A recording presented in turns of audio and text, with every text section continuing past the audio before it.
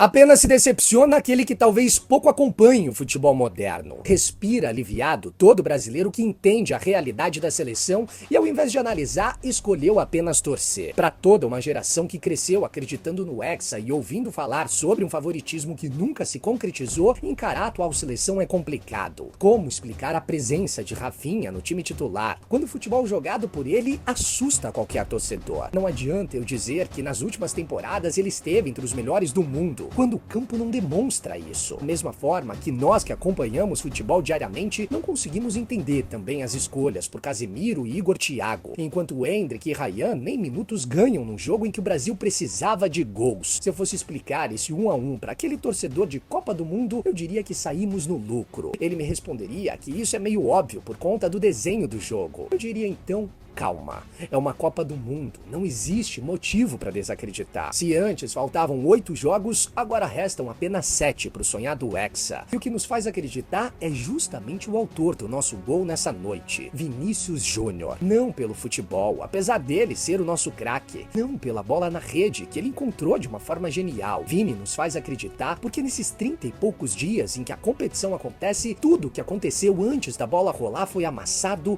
e ficou para trás. O nosso camisa 7 é o símbolo disso. Passei 4 anos ouvindo todos afirmarem que o melhor jogador do planeta há menos de 2 anos não servia para vestir a camisa da seleção, mesmo sendo o atleta com mais participações em gols em 2022 pelo Brasil na Copa. Podem falar o que for, mas nesse torneio Vini nunca deixou de assumir a responsabilidade, porque ele sabe que em 30 dias tudo é possível no futebol. E na maioria das vezes não vence a melhor estratégia pensada pro torneio, nem a melhor ideia de jogo pro campeonato. Vence quem entra na Copa entendendo qual é o objetivo dessa competição. E nessa noite, o Brasil não foi essa seleção. Jamais. Podem usar de todos os argumentos, mas nunca vão me convencer de que o Marrocos tem um plantel melhor do que o do Brasil. Mesmo Ancelotti fazendo escolhas duvidosas, o nosso time continua sendo melhor. Porém, a nossa camisa pesa. Nossos jogadores há muito tempo não conseguem entender como se joga uma Copa do Mundo. Entramos borrados em campo e o Alisson segurando bola aos 97 minutos de jogo apenas mostra o quanto estávamos satisfeitos com o empate diante de um adversário que quis muito mais do que nós. Porque entenderam já lá em 2022, quando chegaram na semifinal, que não se chega na decisão jogando o melhor futebol. Num torneio de 8 jogos, vence quem tem mais coragem para realizar uma estratégia e principalmente quem se entrega mais. Com todo respeito ao nosso histórico treinador que vive a sua primeira experiência na seleção e na Copa, é impossível dizermos que o Brasil entregará isso com Casemiro em campo. Eu vi Ancelotti fazer história na Champions e mata-mata com um time inferior contra 3 favoritaços. Lá,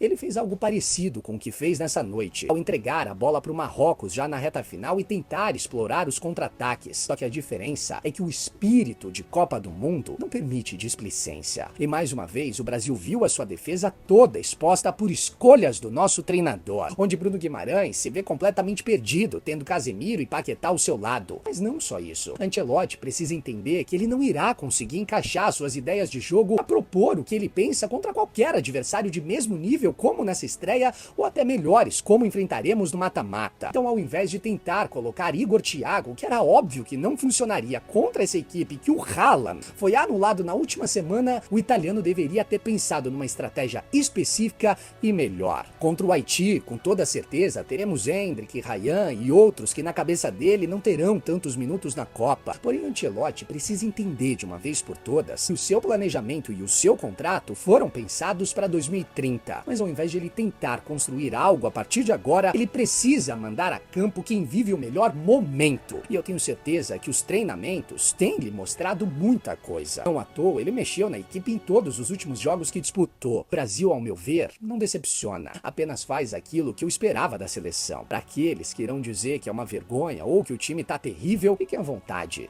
Análises assim não resolverão nada em uma Copa. O Marrocos já entendeu há anos que essa competição foi feita para se arriscar cada vez mais, tendo em vista que no campo e bola já era sabido que estamos mais para azarões do que favoritos, como os nossos próprios jogadores por vezes afirmávamos que éramos. Chegou a hora de acordar. Não nós que temos o direito de torcer do jeito que quisermos, mas sim eles lá dentro do campo que vivem uma ilusão de sermos a seleção brasileira que na verdade não tem mais peso nenhum no futebol moderno. Afinal, se fôssemos analisar pelo campo e bola, o Marrocos se aproxima muito mais do que sempre esperamos da nossa seleção do que o próprio Brasil.